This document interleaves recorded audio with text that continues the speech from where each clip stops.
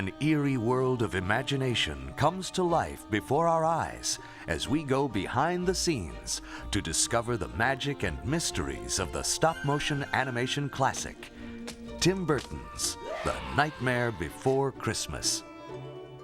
To create the film's mind-boggling imagery and outrageous characters, a team of over 100 artists and technicians spent 3 years of painstaking frame-by-frame animation as they pushed the limits of this cinematic art form.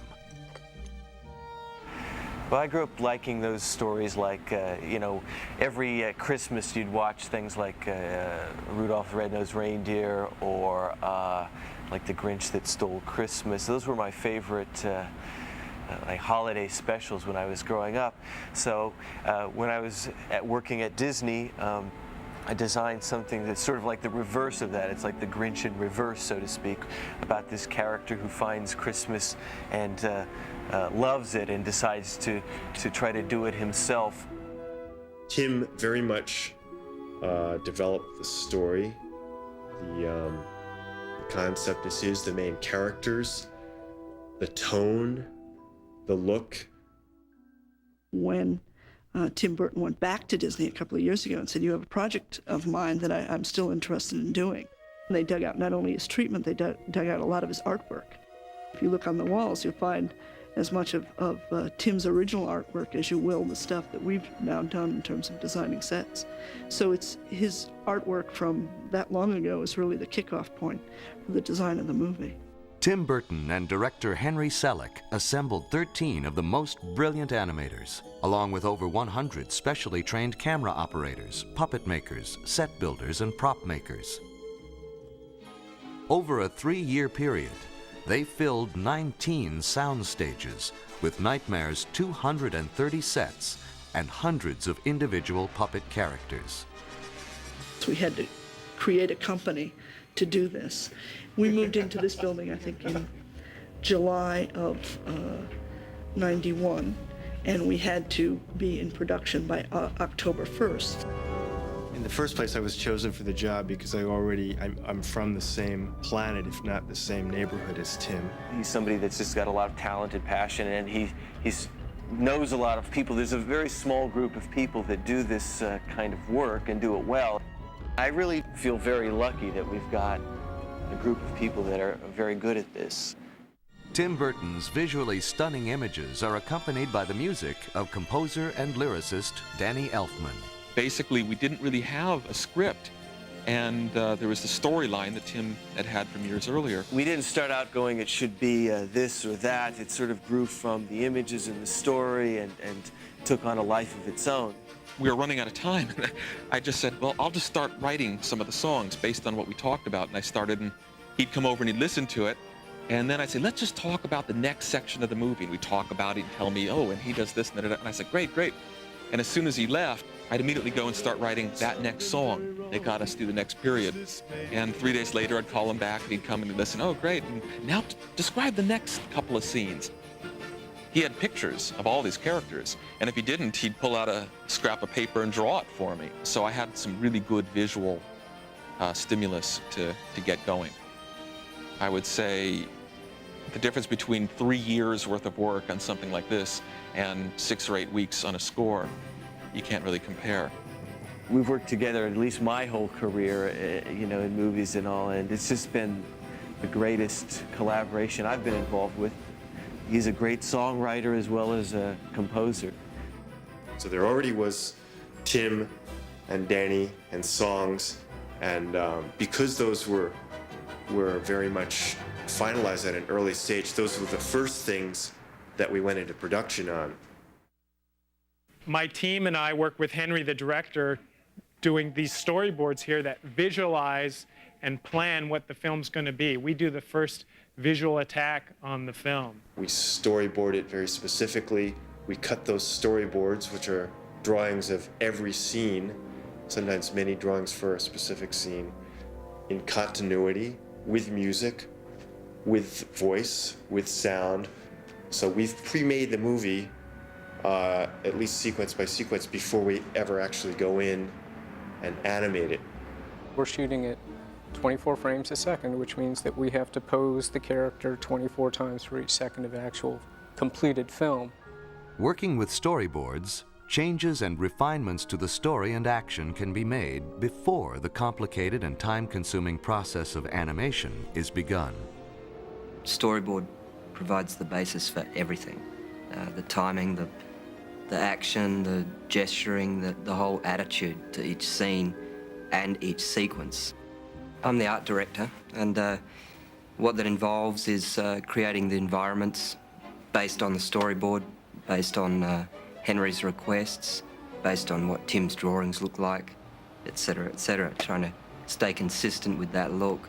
The art direction is very much along the lines of what Tim Burton has done in other films, especially his first short film, Vincent, German expressionist combined with Dr. Seuss.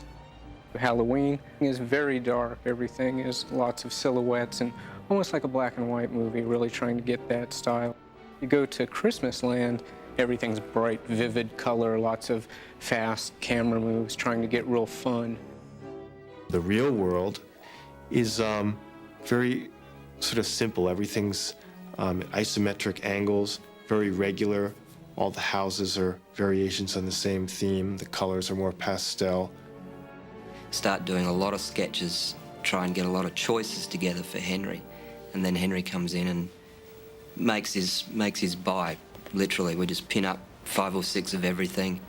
He has a feeling about what he personally thinks works the best. We combine them, get it down to a couple of alternatives, and then all focus on that. It should be like opening a book, like a pop-up book, or finding an illustration in a storybook that feels like you could fall right into it.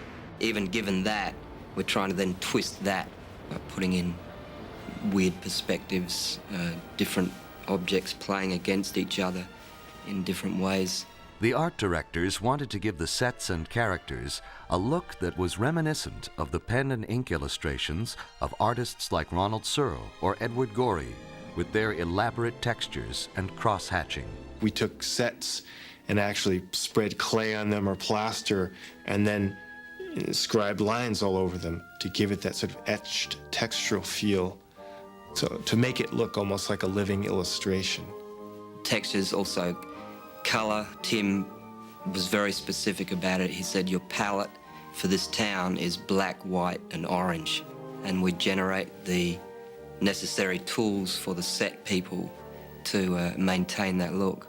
From there, we do either a scale drawing, like a quarter scale drawing of the thing, but that then goes straight to set design. Greg Olson will make a scale model based on our drawing, start to work out the camera angles, how much set is needed.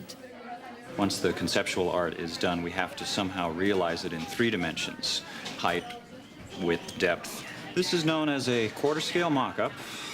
It is a model of the actual set that we're going to build. Obviously, we can't build it full scale at this point. We need something to start with. If this was an actual set, it would be 4 times as large, which means this would be about 24 feet long. For space considerations, we start with something small and simple.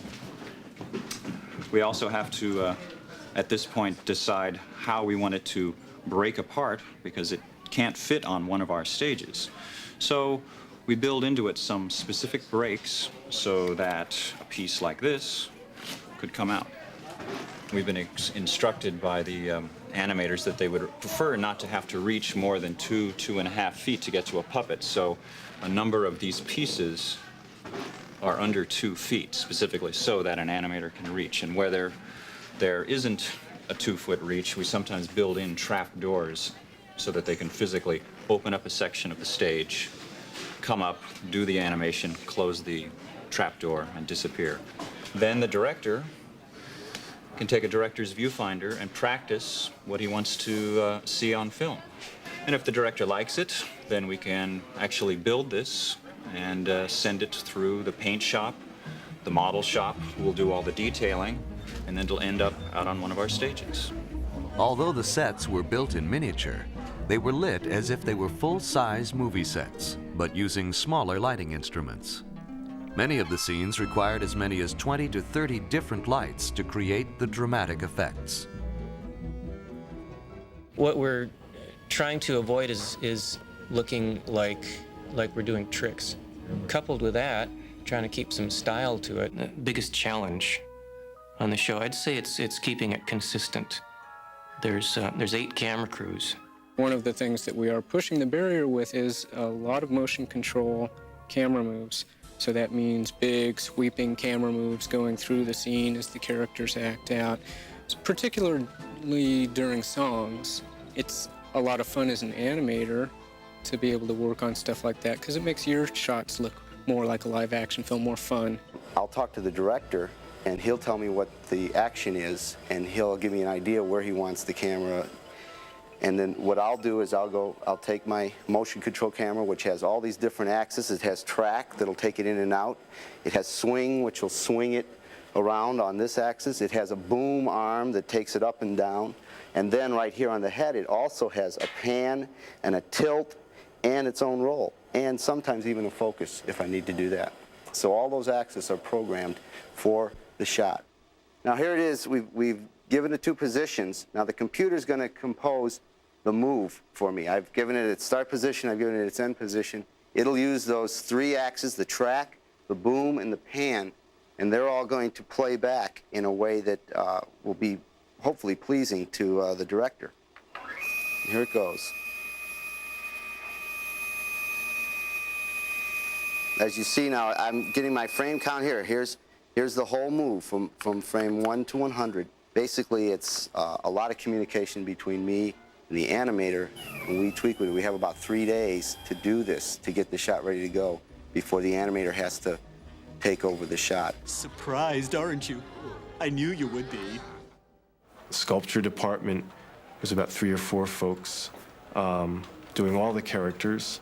We get drawings of the characters that the art department puts together, and then we sculpt them in oil-based clay. The oil-based clay is just the easiest because it's just very versatile and it can be smoothed out with alcohol, and it has to be a soft medium, something pliable that when it's molded, we can use a hard mold plaster and it won't rip up the mold, and we can put the soft foam rubber into the same mold and it'll pull out. Each puppet has an armature inside it, which is basically a ball and socket, which enables you to move a puppet like these. We usually get a sculpture or a drawing, front view and side view, and then we'll determine where the joints are supposed to be. Usually the joints are one of 2 different types. There's ball joints and then there's hinges. Ball joints are like in his neck here. He can move it, almost like a universal joint, any amount of range. And those are good for general purpose joints. And hinges are really good for like down here in hips and in his main body because they can be tightened off really strong. All the intricate parts and pieces of the armatures were hand machined to fit perfectly for each puppet, ensuring that each tiny movement would look smooth and fluid when posed 24 different times for each second of film. After a character is sculpted, then it goes to the molding department and it goes through the entire molding process. After they make a mold, they then lay a steel armature in the mold. The mold gets injected with a foam latex material that covers the armature. It's then baked out in an oven, taken out of the mold, and brought up to fabrication. From that point on, that puppet belongs to myself and my crew, the puppet fabrication department.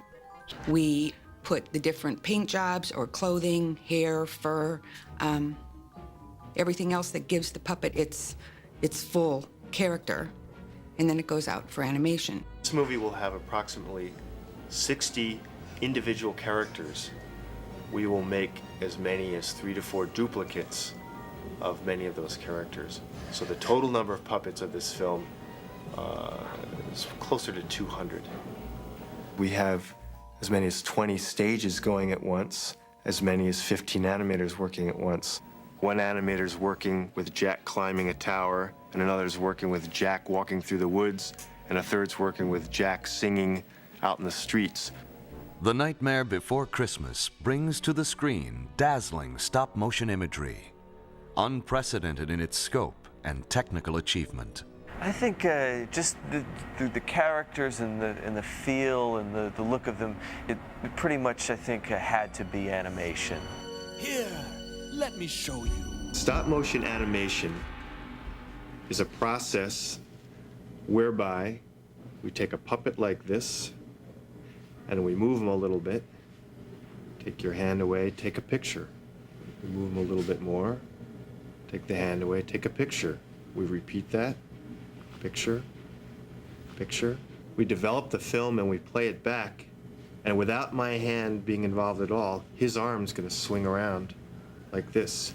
It's a way to bring inanimate objects, objects that aren't alive, to life. To complete just 1 minute of finished film takes an entire week of shooting.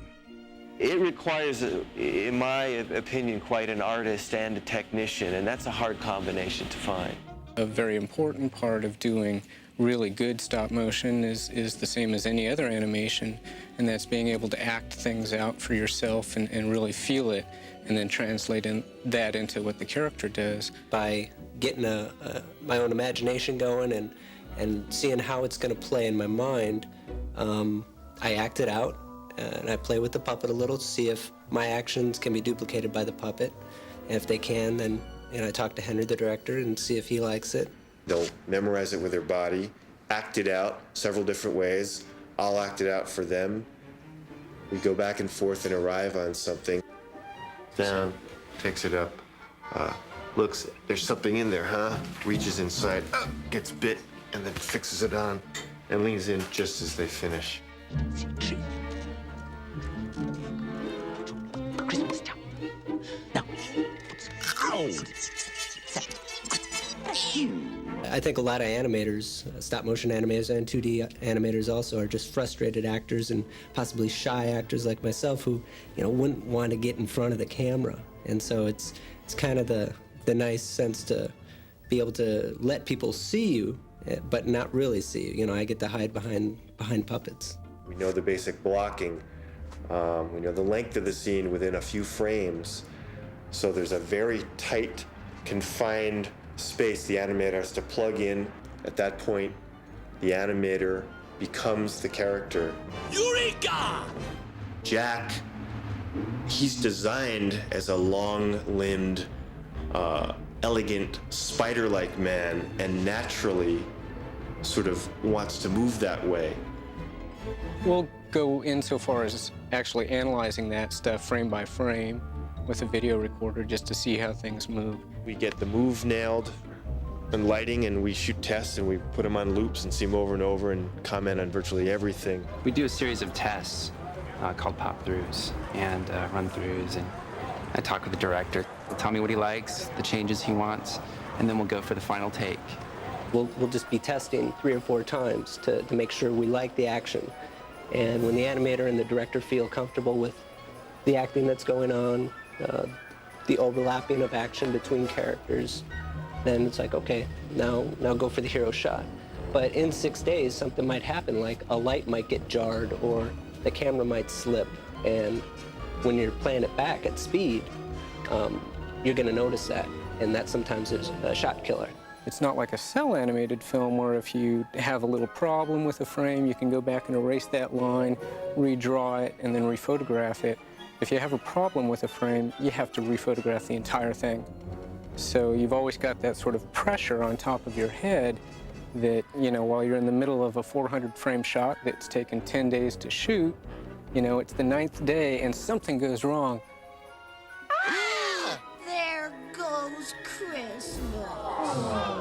To animate Jack's facial expressions and mouth movements, the animators used hundreds of hand-sculpted replacement heads. So every time he makes a different mouth position, A, E, I, O, U, and then everything in between, and then in a mad way or a sad way or a happy way or a neutral way, we have to have a whole different sculpt of the head. We might use as many as 400 distinctly different jack heads. Voices are read on exposure sheets so we know precisely when to change a mouth position. We've fed a photograph of each head into this computer. Then we pick a head to match each syllable of the character's dialogue or song. This establishes which head or mouth position the animator will use. Oh, somewhere deep inside of these bones, an emptiness began to grow. For instance, I need to use head number 43, so I'm to look here. There's 43, and that's the head that I'm using right now. I've been asked, how do you make a character blink? For Jack, we have these replacement series. So what I do is just take these, place them into Jack's eye. And so I do that for both eyes. And then after I take that frame of film, I take this out, close it a little bit more, take the frame of film, and then put the closed eye in. I might do this for 3 frames. So you're getting very quick action of just a blink, which brings the character to life even that much more. And that's just one more element of his realism. Just an extra touch. Sally, she's actually probably got the best armature for subtle acting. She is supposed to be a little off balance, out of kilter, so we push her. We actually turn the camera at times. We put her neck out of joint, try to make her feel like she's faltering at times. The puppet of Sally is able to speak and show emotions in a similar way to Jack. Animators can choose an entire new face for every expression change. Because she has lovely long red hair, and we can't easily change her whole head, like Jack's, we have given her a mask. So from her hairline back, there's literally a mask for every expression change. To try and get the kind of character and acting and just technical smoothness that hasn't been seen in the medium before is the biggest difference on this film. The final layering of atmospheric effects includes snow, smoke, shadows, fire, and electric lightning bolts. Here, Gordon Baker studies a frame of packages being delivered by cartoon ghosts.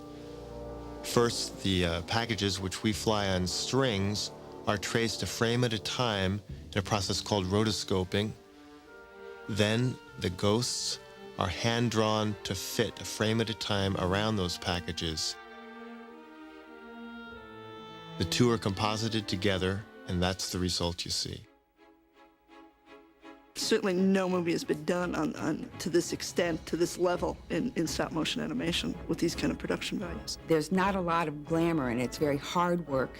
You have to repeat what you're doing constantly. It's like making a live-action movie in slow motion, really. You can't embark on a project like this and just dream about when it's all over.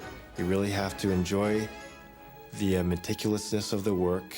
Also, on a daily basis, we always have a few completed shots, and that's what we live for, and that's why most of us got into animation, when all of our efforts come together and bring a character to life. If it all works together and runs smoothly, that's the payoff. That's the real work. I'd like to think that our efforts, using real light, real materials, real sets, and real talent will, give the audience something special, maybe a certain level of charm. That's what I get every day in screenings when we look at finished shots. And to see it sort of happening is great. I mean, it's, for me, sort of watching the shots and things unfold, after 10 years, designing it 10 years ago, it's really like a dream and very surreal and beautiful. So it's great. I mean, I'm very happy. I believe it was our most horrible yet. Thank you, everyone.